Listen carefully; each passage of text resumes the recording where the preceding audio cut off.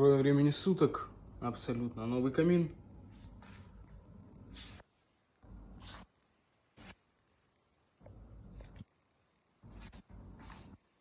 В комплекте у него коробка, пульт. Батареек не было в комплекте, соответственно, надо купить. Камин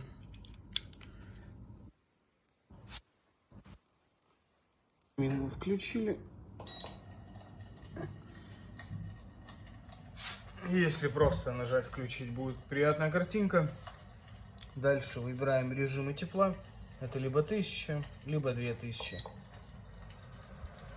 Соответственно, подача воздуха пошла горячего.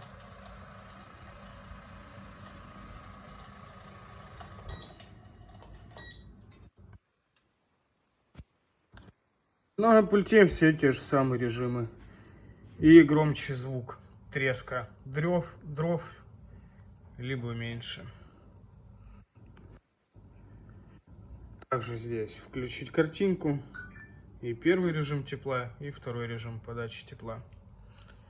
Абсолютно новый камин с коробкой, с документом об эксплуатации и пультом.